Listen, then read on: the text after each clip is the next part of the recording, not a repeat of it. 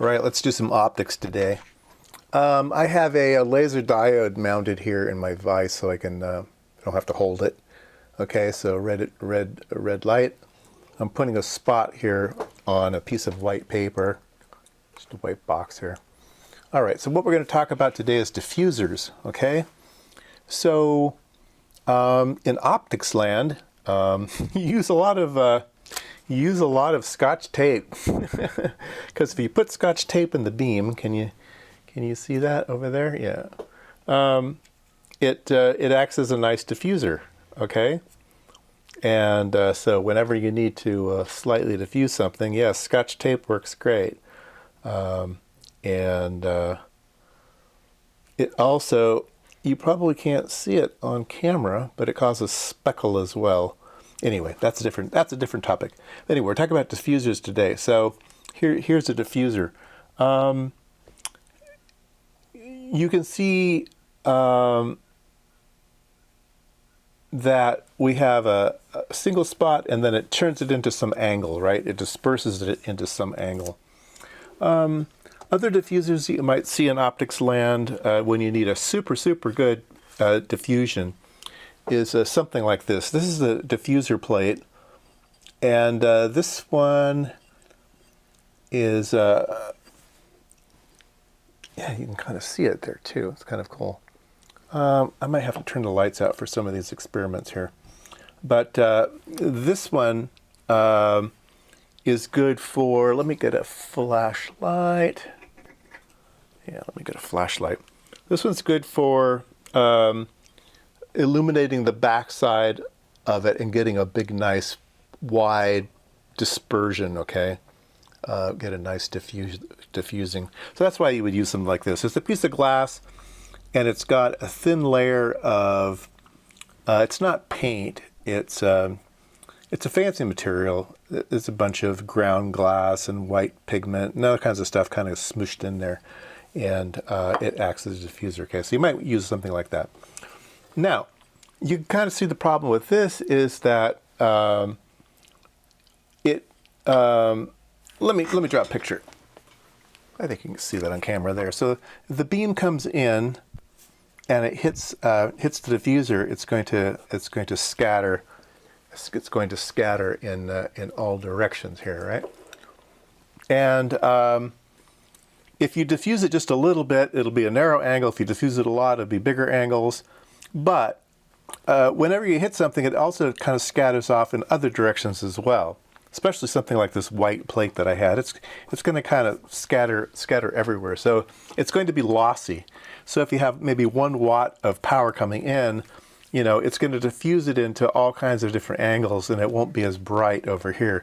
If you want to conserve the most amount, really what you would like is an ideal one that only diffused in a particular angle, and it had no backscattering. It didn't do that at all. All it did was send things forward. That would be kind of an ideal case for some uses, right? Not all uses, but some uses you want to try to conserve as much power as you can. And that's what we're going to talk about today. There are such devices, and I will demo some today. I needed these in a particular optics project I did once, and we had some built custom for us and things, but this is a demo set that you can buy. This is from Edmunds, all right? And let me show these to you. If you wanted to go buy these, they're very expensive. They're like $650 a set. So this is like $1,200 worth of diffusers. Pretty crazy. All right, let's start with this one here, okay? And these are called holographic diffusers. And we'll talk about that, but let's just kind of look at them work here. They have little labels on them. It says light shaping diffuser, 0.5 degrees. So this is supposedly going to scatter the light into half a degree. And I think you can see, let me turn the lights completely off. Is that going to be better? No, that's not going to be better. I need some light. Let's see if we can do this. A little bit of light, but not too much light. Yeah, let me adjust the camera a bit here. And then we can see, I think that's going to be better. Okay, so this is a 1/2 degree. You can see the spots getting bigger there. Doesn't really matter where I put it because the beam is parallel until I put in this 0.5 degree diffuser. Here's a 1 degree diffuser. Okay, and you can see it's a little bit wider. Here is a 5 degree diffuser. And, ooh, makes a nice circle. Yeah, makes a nice circle. Here's a 10 degree. And yeah, it's even wider. Okay. All right. Now this other box is kind of takes off from there. It has a 10, which we already saw. I'll put in the 15. 15 is even bigger. And we'll go to the 20. 20 is very big, and then a 25 is the last one. And you can see it's quite wide.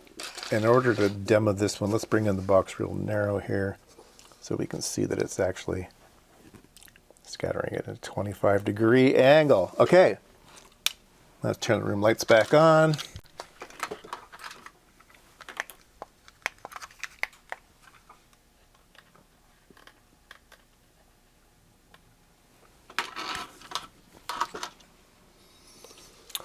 Okay, fun with lasers. Yeah, these are holographic diffusers, and more accurately, surface relief holographic diffusers. So, what is a hologram? Not really set here to talk about holograms very much, but let's see here. Let's rearrange the camera. All right, a hologram is a Fourier transform. So in optics, you can have X and Y, you can have space, right? You can have a space, an XY space, a coordinate space. And then inside that, you can have an angle space.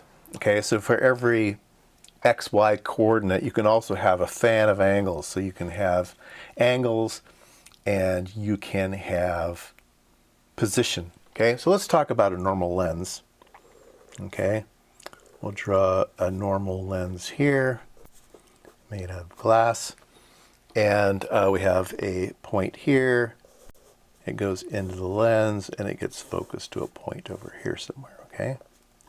All right, so this is different points. We can have a different point over here, okay? It goes into the lens, and it gets focused over here, okay? So we have X and Y. Okay, so this one has a particular Y coordinate, this one has a particular Y coordinate, and then we have these angles as well, okay? And so you can imagine that there's this fan of rays in each one of these. This fan of rays goes over here to a fan of rays onto this side. And so for this point, you have all these different rays that make it here. So in Y, they're a fixed number. Over here, they're a fixed number. But they have lots of different angles. But they all end up in the same place. And the same with this one. Even though the Y changes, all the angles stay in the right place. Well, let's imagine we're right in the middle of the lens. Okay, let's split the lens in half. Okay, we're going to call that an aperture stop.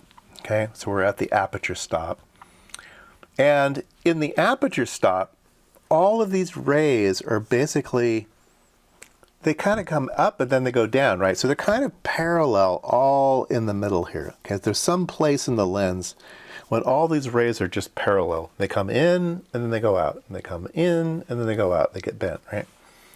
But they're kind of all straight here in the middle. All right. So for every angle, okay, let me describe it this way. For every Y coordinate over here, so if this is a Y coordinate, this is its Y prime, right? And every angle that comes out of this Y is spread all across here. They're everywhere, okay? And so you can kind of imagine that all of the up angles are kind of up here at the top, and all of the down angles are kind of here at the bottom. So the angle space got converted into a Cartesian coordinate here, right?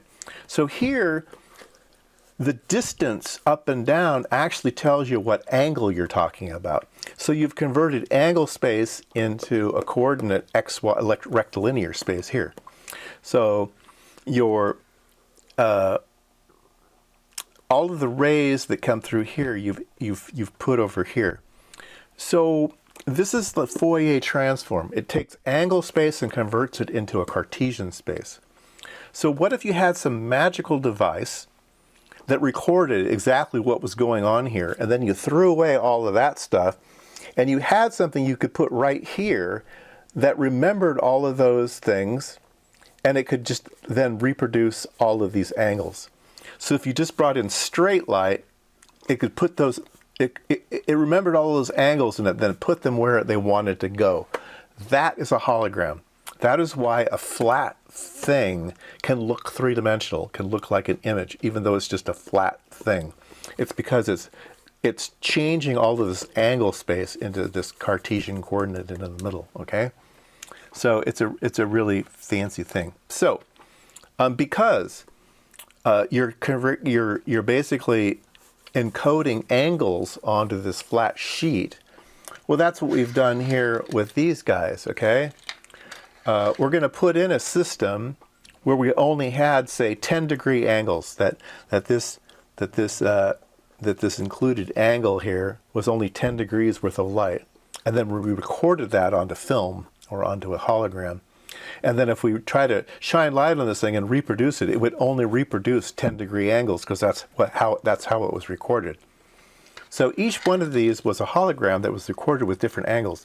A 5-degree angle, a 10-degree angle, a 0.5-degree angle. They were all set up in the lab, and then a hologram was taken to record those angles.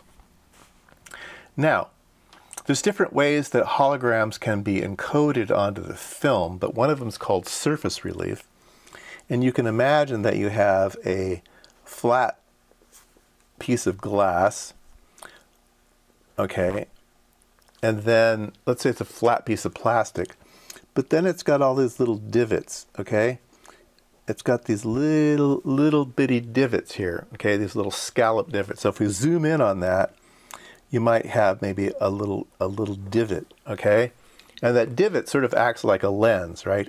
Light coming in is going to get scattered when it hits that divot. And so the shape of this divot will determine how much spread you've got. So a little divot, a little spread, big divot, a lot of spread. And so if you can record this information in these little shapes, then you have a surface relief hologram.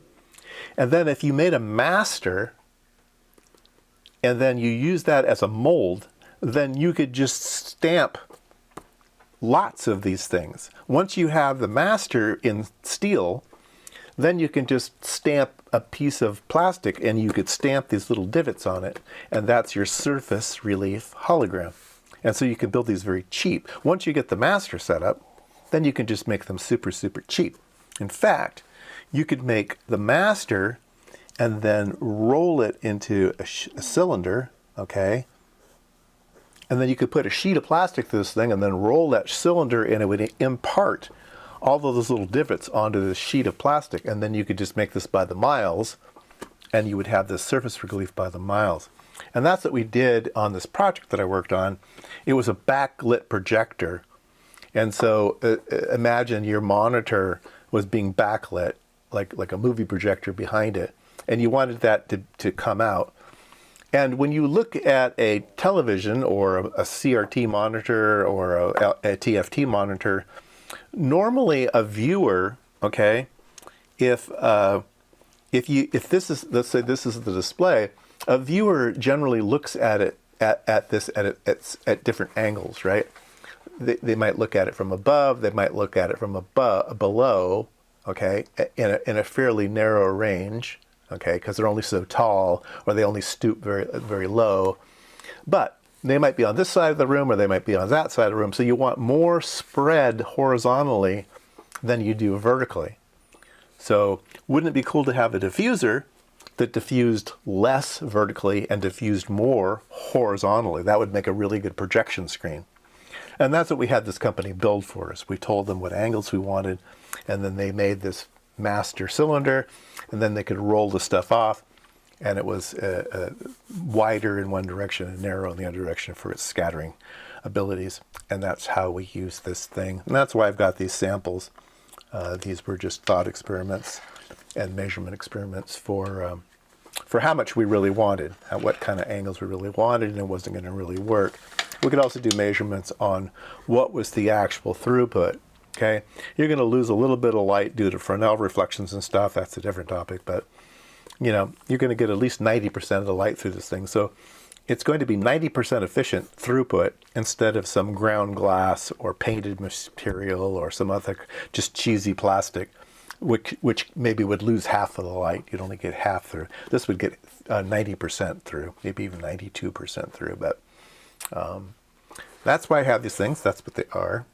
If you ever need a surface relief hologram, they do build such things. And yeah, there you go. Anybody wanted to spend money and order these things, they are Edmund part number 48011 for the narrow angles, and 53869 for the medium ones. These are 25 millimeter circles. Anyway, there you go. Surface relief holograms. Everything you never needed to know.